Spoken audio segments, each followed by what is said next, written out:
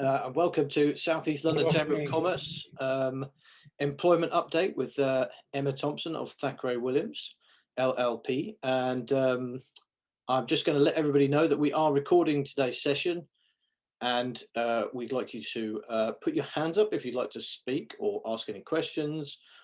The presentation will follow a Q&A at a later point. I'm going to hand over now to President of the South East London Chamber of Commerce, Helen McIntosh. Thank you very much, Ed. I know it's a real old mouthful, so I'm Helen. Can I ask everyone to put themselves on mute, please? Because I think I heard a little personage making a noise then. Can everyone go on mute? Lovely. One more on mute. Super. Lovely. And we'll keep ourselves on mute unless, we're going to be asking a question. So I'm going to now hand over to Emma. Over to you. Thank you, Helen. Good afternoon, everyone. My name is Emma Thompson, and as Ed said, I head up the employment team at Thackray Wiulliams LLP. I've been asked to talk to you all today and to provide a sort of an employment update on the last 12 months. And as I think many people will recognise, there's been a number of employment pertinent employment law issues over the last few months in particular. So I'm going to break it down into three sections. First, you're going to take a quick look at the continuing and evolving furlough scheme. We're going to look at what the current position is, because this does keep changing, and we're going to look at what's due to happen over the next couple of months. Then we're going to briefly consider managing workplace reentry, which is a subject on a lot of employers' minds, businesses, owners' minds at the moment. And finally, we're going to consider managing redundancies if employers find themselves in the situation where the longer term they don't have enough work for all of their employees. So moving swiftly on to the furlough scheme, last month we did see another extension, and hopefully the last extension of the coronavirus job retention scheme. This has now been extended until the 30th of September 2021. What we're now seeing is that any employee that was previously employed from the 30th of October, prior to that date, they can be furloughed at any time up to an end of this month. For those businesses that have employed people this year, for example, in January there was a job role, they brought new employees into the business, they haven't been able to furlough those individuals. However, from next month, even those new employees, so anybody employed pre-2nd of March 2021, they can benefit from the furlough scheme.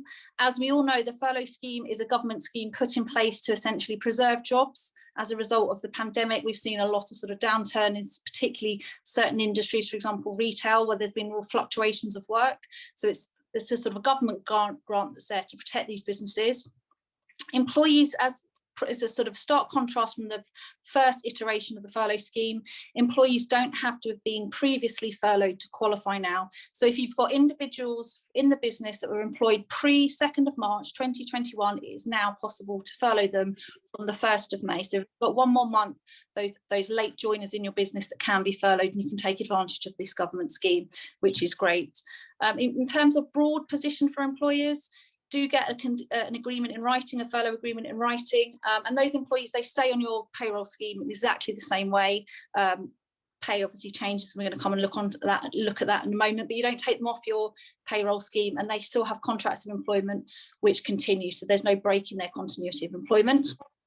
If an individual in the challenges any employer's decision to be placed on furlough scheme, we really recommend you consult with those employees and you try and sort of reach an amicable resolution. It is important for employers to understand you can't unilaterally impose furlough on an individual, so if they refuse to be placed on furlough, you do need to consider alternatives. I have to say, in the last 12 months I've been at countless businesses I've been advising, nobody's objected to furlough scheme, because the sad reality is if you object to furlough scheme, the reality is you're probably going to be facing a redundancy situation, and there isn't anybody in the current economic climate who wants to be facing redundancy. So most employees understand the reasons for furlough, but do have your business rationale clear when you're ready to have those discussions. Last summer, we saw a new concept. So we saw the flexible furlough scheme come in. Again, I'm sure lots of people on this call are already familiar with the flexible furlough. But what this essentially means is that you can have employees that continue to work their normal hours some days of the week and actually then are furloughed for the outstanding hours of the week. It enables businesses to rotate staff. So you can have job shares where people are in partially. What's the benefit of that? Well, look, being out of the business, some people have been out of businesses for a year now. They're going to be downsskilling. Keeping people in the business is obviously really, really important. And the pay position is really straightforward. So if you're furloughed, for those furloughed hours, you receive furlough pay. For the normal hours, you receive normal pay. So it's nice and straightforward from that perspective. You can have employees in your business that are furloughed for more than one job. So what you might have is an individual in the business that has 2 or 3 jobs. They could be working normal hours in one of their jobs and furloughed on another part of their role, or they could be completely furloughed, so they could be receiving furlough pay from various employers. So there's that flexibility also. So I have had, that's one of the questions I had a lot actually at the beginning of the furlough scheme, was people saying that they couldn't furlough individuals because they've been furloughed elsewhere, and that's a bit of a myth. That's not correct. The furlough agreement is really, really important. I'm an employment lawyer. I'm going to always say this to my commercial clients, but have things in writing and have things agreed. That's really important. As I said a moment ago, you can't just unilaterally impose amendments, contractual amendments. And actually what we're talking about here is under the furlough scheme, you'll be only receiving up to 80% or £2,500 cap of your financial income. So that for some individuals is a huge drop. So you can't impose that. So do and confirm it in writing. Also, I always say put the start date, the furlough start date, when it commences from, when the furlough is going to be reviewed. If you've got an idea of how long the furlough scheme will last, I mean, the government keeps extending it. So you could have an indefinite date, but do have check-in dates where you're reviewing that so that your employees can see that you're engaged and you're looking to bring them back, or if possible that, you can sort of engage the flexible furlough scheme so that they're not out of the business any longer than that they need to be. It is possible to have consecutive periods of furlough. So you could say that it's going to be for 1 month, and then towards the end of that month, you can extend it. Or you could bring employees back into the business because there's a contract that comes in or work that needs doing, and you could then refurlough them subject to them meeting all of the qualifying criteria. In terms of that written agreement, we're encouraging all staff, and that's certainly in line with HMRC guidelines, keep those agreements in place for at least 5 years. I'm sure we've all read about, the big 4 consultants, they're all being engaged to look into possible tax frauds. So have very clear writing in place. Make sure you keep records of the hours that are worked, particularly for those flexible furlough employees, so there can be no misunderstanding in terms of when they've been furloughed, when they've been working their normal hours, and how you've arrived at those pay calculations. So that is really important. In terms of ending furlough, this is another really common question I get. Sometimes you've had employees that have been off for a number of months and you're looking to end the furlough scheme. There's no minimum notice period of furlough in terms of bringing those individuals back to the workplace. But again, it's really important to consult with staff. So if you have hardly spoken to them in 6 months, a year, don't expect them to return with 24 hours notice. I'm saying ideally give 48 hours notice as an absolute minimum, but ideally at least give them a week. Stay in touch with those employees. You want them to remain engaged in your business. So even though they're out of the business, they're still part of your business. So do stay in touch with them, and that will make it far easier for you to then bring them back at short notice as and when required. And also be clear and upfront with them that actually you need that flexibility. Don't forget that some individuals might have caring responsibilities. So asking somebody to return 48 hours might be absolutely acceptable for one employee, but somebody that's got childcare responsibilities, or perhaps has stopped paying nursery fees because of the, they're dropping their pay, they might need longer than, 48 hours notice to return to work. So do consider the individual circumstances. So what are we paying people during the furlough leave period? As has been the case we saw last year, is up to 80% of wages, capped at £2,500 for each employee. That's going to continue from the 1st of November, when we've seen the most recent extension, right through to the 30th of June. And then from the 1st of July, what we're going to see is this tapering of the furlough scheme. So the government will pay 70% of wages, capped up to £2,187.50. So the employer will need to pay that shortfall. So the individual still receives the £2,500, but in the first case, up until 1st of August, the employer will have to pay £312.50. And then from the 1st of August to the 30th of September, which is the end of the furlough scheme, we're going to see the government paying 60% of wages, so up to the cap of £1,875, and the employer is picking up the shortfall, the 20%, which is £625. Sadly, we saw a tapering scheme last summer, and as employment lawyers across the country, we saw a real spike in redundancies because, from June onwards, people were expecting there to be an upturn in work, and there wasn't. The government's hoping that we won't see that again, but sadly I've already got commercial clients asking what they should be doing from the end of June. So if you're a business and you've got lots of employees on furlough scheme, the final part of this presentation might be useful, where we can look at kind of business redundancy rationales and that process. Employees can top up the scheme, so there's nothing stopping you paying your employees 100% of their wages, and I have had plenty of commercial clients that have done that, and you're perfectly entitled to do that. I have seen that has caused some conflict, where you've got people that are furloughed receiving 100% of their pay, and other individuals working receiving 100% of the pay, so there has been some levels of resentment across businesses, but you can sometimes sort of modify that with those individuals that have stayed in the business and worked particularly hard. I've seen people given bonuses or actual reductions, so they're not receiving 100%, they're receiving 90%, which softens the blow for some people. But those are all just sort of moral things that we deal with as employers. Something else I've seen crop up a lot is those individuals that receive the national minimum wage. Of course, if they're receiving 80% of their pay, they're no longer receiving that national minimum wage minimum amount, which is absolutely fine if they're not working. So if they're not working, that's fine. But if they're doing any sort of work-related training, then for those hours, you do need to top it up so that they're receiving at least the national minimum wage for those periods. That's the end of the furlough scheme. That's a real whistle-stop tour, but if anyone's got any questions on that, you can let me know.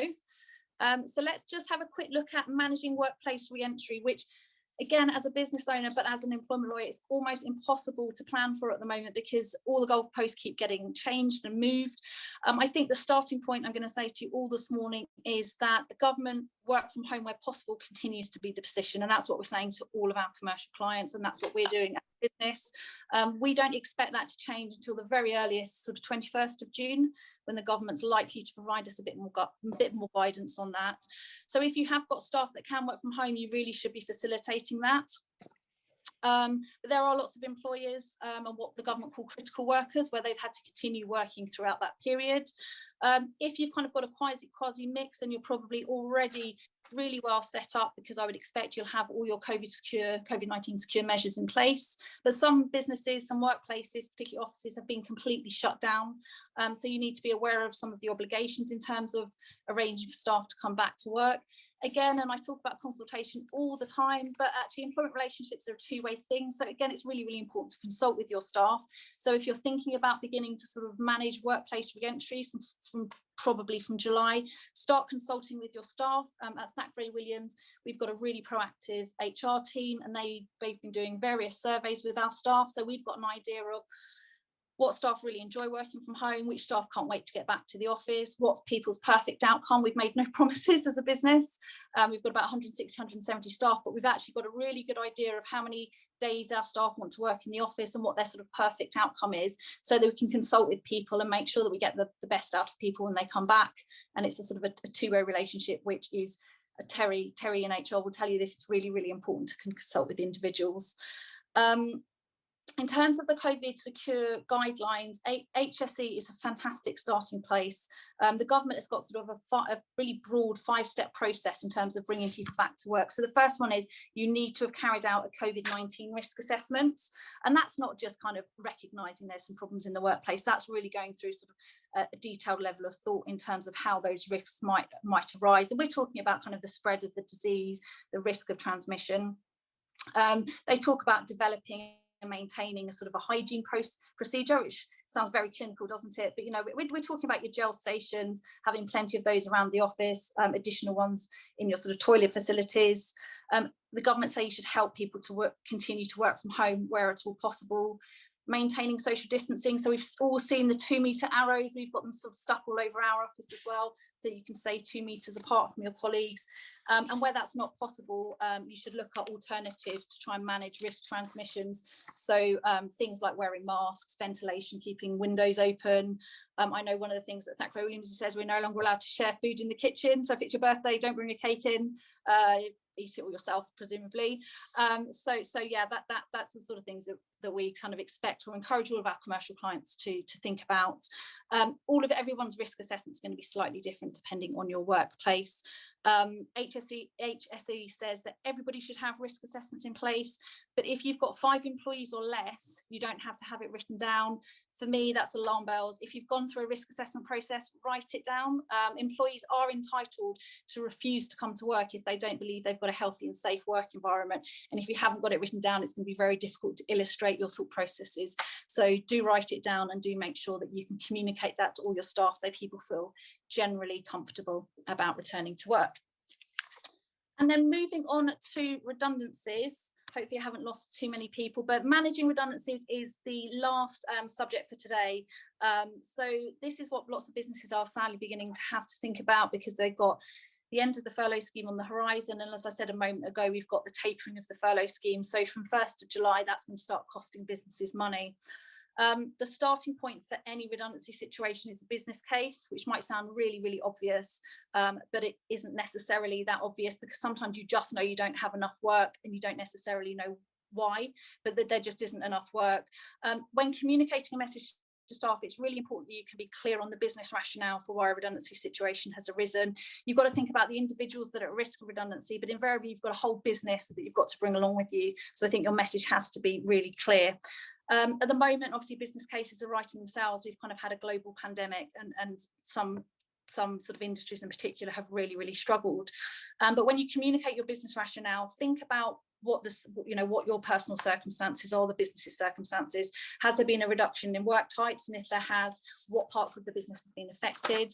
Has actually having staff furloughed presented a different working situation? So it could be, and I've had commercial clients where they've realized that they don't need all the job roles that they previously had, because parts of people's job roles have been absorbed while individuals have been furloughed. And as such, there's kind of cost efficiencies across the business.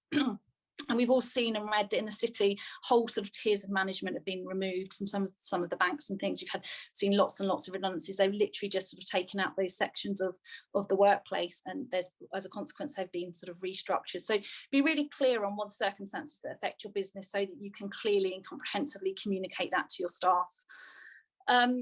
Think about how many people are going to be affected by the redundancy. If there's any more than 20 people, you need to think about collective redundancy, and I'm not going to talk about that today because it's a long sort of statutory process, but it does involve electing employee representatives and informing the Secretary of State. So anybody that needs assistance with that, do let me know, because I would really kind of impress the importance of having legal support in those circumstances. But in terms of your initial message to staff, I always think it's really important to try and lead with, what have you already done to avoid and mitigate the risk of a redundancy situation? So, for example, if there's been pay reviews, reductions, if you've seen directors in the business have a reduction in their drawings, communicate that to your staff. If you've furloughed your staff to avoid redundancies, or you've taken government grants, there's been recruitment freezes, pay freezes, short-time working, communicate all of that to your staff so that they can see that your first port of call wasn't job losses. Again, like I say, it's really important to try and bring those remaining staff along with you. Something that you're not required to do is set out a timetable, but this is something I do encourage all of my commercial clients to do. People like to see transparency, particularly in a redundancy situation. So setting out the process, how long the process is likely to last, so that people can see where they're moving through the process and when they're going to have the opportunity to be heard as part of the consultation process, is also really important. Once you've set out your business case, you're then moving into consultation. I've lost count how many times I've talked about people consulting today, but the consultation process in redundancy is really, really important. Failure to consult could mean that you've got a genuine redundancy situation, but if you don't consult properly with staff, it could still render a dismissal unfair if that employee's got 2 years. At Thackray Wiulliams, we set out a six-step approach. Again, it's not set out in statute, but it's a clear process which enables our commercial clients to move through that, making sure they tick off all the boxes. Do make sure that you give employees the opportunity to bring a workplace colleague or a trade union representative to those meetings. So just to run through very quickly that six-step process. Firstly, you need to put employees at risk of redundancy. You need to identify the individuals that are at risk. So if it's a unique role, there's just one individual being made redundant, that's pretty straightforward. And it does mean that you can sort of lose some of these steps. But if, however, there's a number of employees at risk, you might, or roles are interchangeable or there's overlap, you should be putting those individuals all at risk of redundancy and going through the process. you should also consider what redundancy criteria you're applying to those individuals, and those individuals will want to know that really soon, because they want to know what criteria they're being judged against. I also say, again, you don't have to, but in terms of that initial meeting, you should be giving people an idea of the financial position, because that's the first thing most people think about if they think they're going to be made redundant. So what's the company's position? Do you have an enhanced redundancy scheme? Is it going to be the statutory scheme, so that people have an idea of the financial circumstances they may well find themselves in? Second step is really straightforward. So you're confirming the at-risk position in writing, and you're issuing that letter to all of the individuals that are at risk. And then as part of that process, do invite them to individual consultation meetings. Individuals might not want to ask questions in front of lots of other people, so do give them that platform to meet with you individually. In that meeting, that's our step 3 meeting. Discuss alternatives to redundancies. Are there ways of avoiding redundancies? It could be that they've got an idea that you haven't considered, and you therefore should be seen to go through that and consider that. So I had an individual last summer that actually offered to take a 12-month sabbatical, and she was in a redundancy consultation, unique position of 1, and that was something that they hadn't considered as an employer, because it wasn't something that they thought that she would be prepared to do. But she has done that, and she's gone off to do studies, and she's due to return to them in August, when the business is going to be in a different position than it was a year ago. So there are different alternatives that work for individuals, so do consider that. Give people the opportunity to consider. For example, it could be you've got 2 individuals at risk of redundancy, and they both say, well, we'll do a job share. Don't make either of us redundant. We'll share our hours. We'll take the salary reduction, and you keep both of those skill sets in the business, so that you can increase their hours when the work improves. Step 4, if they've given you ideas, responses, alternatives to redundancies, it could be that they've identified a suitable alternative role in the business.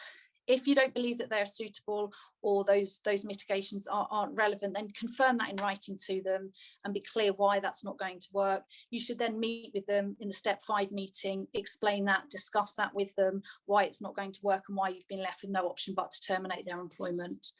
And then step 6 is this final letter, where you confirm the outcome, you confirm their financial entitlements, when their employment will terminate. I always recommend that my staff, my commercial clients, offer an appeal in a redundancy situation. But as Terry knows, you're not actually obliged to offer an appeal in a redundancy situation. There's no statutory right to it. But actually, it does give you the opportunity, if there are concerns or complaints in the workplace, it really flushes out that opportunity to meet it sort of head on, rather than 3 months down the line in the employment tribunal. So I think it's only right and proper, really, that you kind of go that extra stage and offer an appeal, but you're not obliged to do so. The financials, of course, this is, like I said, this is really, really important to individuals, and it's usually the first thing that crosses people's mind, which is why I say be equipped and be ready to have that conversation at the outset. An employee being made redundant is entitled to notice pay, all accrued annual leave, and a redundancy payment. Redundancy, there's a really helpful calculator on the government website. It's based on age, length of service, and what we call the weekly capped amount, which has changed today from 538 to 544. So we've got a new rate as of today. And on that basis, you can plug in those figures, and it tells you what those individuals are entitled to. Previously, there has been a change of the furlough scheme. Previously, what we had was you could have an individual on the furlough scheme serving notice, but if I think it was from like November last year, you're no longer able to have an individual furloughed and receiving their notice pay, which means that an individual that goes through a redundancy consultation process can remain on the furlough scheme. But at the end of that process, if you're terminating their employment, you have to bring them off the scheme and either make a payment in lieu of notice, or they have to work their notice pay. Their notice should be paid at 100% of their salary pre-furlough period. The only thing you can still use the furlough scheme is for annual leave payments. This is something I'm saying to all my commercial clients, keep up to date. So if you've got employees that have been on the furlough scheme for a long time, they are continuing to accrue their annual leave. You can use the furlough scheme to take their annual leave, so you can serve notice on them as long as it's double the amount. So say if you want them to take 2 days, you have to give them 4 days notice to take their annual leave. And then as long as you top up that pay to 100%, you can use the furlough scheme to pay the other 80% or up to the capped amount. So you can still use the furlough scheme for some of these payments. One thing we didn't really talk about was you could offer voluntary redundancy to employees. The upside of that is that you could possibly circumvent the entire redundancy process. If enough people throw their hands up and they're ready to leave the business, then you wouldn't have to go through the process. The possible downside of that is you can have the wrong people throwing their hands up, people that you don't particularly want to leave the business. But so that's kind of a double-edged sword. Something that another sort of way around that is a settlement agreement. I don't know if people are familiar with settlement agreements, but this is basically a contractual document between yourself and the employee where you agree to waive statutory or contractual rights. So the employee says, I won't pursue any claims against you. And then in return, you give the employee a slightly enhanced redundancy payment. I've had plenty of commercial clients say, look, this is genuine redundancy. Why would I offer enhanced amount? And my answer is, well, A, you circumvent the redundancy process, and B, possibly more importantly, you manage to settle the rest of the workforce because you cut through that process. So you don't have a 2-week, 3-week, 4-week redundancy consultation where it's hanging over people. People feel unsettled. People are less productive in consultation processes. You can actually kind of cut through that, speak to the individuals, enhance their pay, and achieve a clean break far faster. So that's probably it on the redundancy point today. Just one final thing that got completely overshadowed by the pandemic was that in April 2021 we saw, April 2020, we saw a number of amendments to contracts of employment that's now required. And of course, most businesses just missed that because they were busy sort of firefighting a pandemic. At Thackray Wiulliams, we're offering free health checks. So if anybody wants us to take a look at their contracts of employment and identify if there's any kind of gaps or shortfalls in your employment legislation, that's absolutely free. So please feel free to get in touch with us. We'll take a look and give you a written advice on any amendments that need to be made. And that will be it for me. I'll be quiet now. If anyone's got any questions, do let me know. Thank you very much, Emma. Do we have any questions?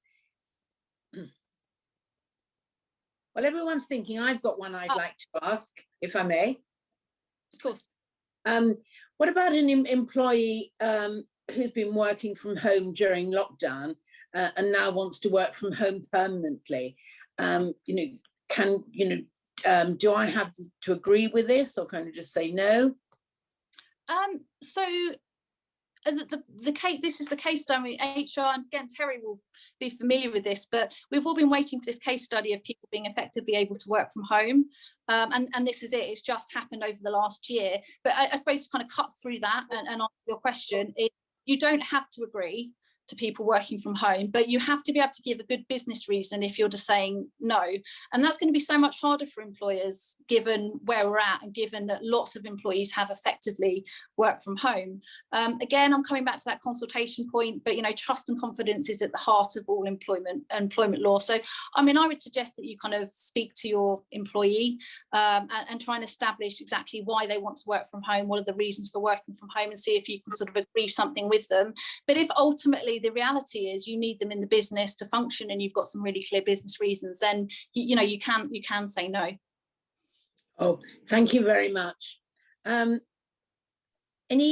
question? Hi, any more? Yes, Hi. there's a question in the chat actually that's come through from Yanis, obviously to Emma. Could you please repeat what it is called when the employee waives his statutory rights? So the document is a settlement agreement. So it's basically the employee enters into a contract with the employer where they waive any statutory or contractual rights. So, in a redundancy situation, it'd be an entitlement to redundancy pay, unfair dismissal, possible wrongful dismissal, and you buy off all of those commercial risks. So the employer gives you a bit more than what you're entitled to. You have to go off and see a lawyer to get it signed. But what's really nice about a settlement agreement is you achieve that clean break. So both parties kind of can go their separate ways. And the employer doesn't have to worry about dealing with appeals or, litigation if individuals are unhappy. And the employee gets things like all of their rights, plus a bit of extra, plus usually a reference is agreed. So it's a really kind of neat, clean break. Thank you. Thank you. I've got one I heard of the other day, and someone was saying, they have an employee who is insisting that she should be on flexible furlough, but there's just not enough work available. Can she be kept fully furloughed, or do they have to agree, the employer, to flexible furlough? No, I mean, if there's not enough work available, then the employee stays fully furloughed. Right. But there is work, and I think I said this a moment ago, keeping employees engaged is important. So if they've been out of the business a long time, if you can sort of rotate staff so that you can get them back into the business and sort of reintegrate, that's, but you know, they can't insist on it, no. Thank you. Now, are any more questions in the chat, or just someone wants to say anything? Sorry? Anyone want to put up their hands or ask a question in the chat or directly? I prefer them direct. I don't miss them. Any more questions? No? Any from Terry Johnson, Board Director, HR to HR Solutions? Have you got any questions, Terry? No, I just think Emma's covered it all very, very well. And also the fact that, you know, you're offering a free health check, which, you know, for small companies is invaluable. And, you know, if people need that experience, then take it up. So no, I think you've done very well. Thank you. Thanks, Terry. Excellent. Just so everyone knows, this event is going to make our business magazine masthead that's available in hard copy, and then we'll be able to give them out, I think, in the not too distant future, and digitally. So can we offer the health check in our bag? Thank you very much. Please do, please do. We will. Thanks. So I think we've finished the questions. Thank you for your time, everyone. Thank you so much, Emma. It's been absolutely brilliant. Now I'm going to ask the really cheeky question. Can we ask for a return visit, you know, about the, you know, sort of mid-September-ish, that sort of time? Of course. Of course, my pleasure. Super. Thank you so much. It's just after 1 o'clock, and thank you. Take care. Okay. Bye, everyone. Bye-bye. Thank you.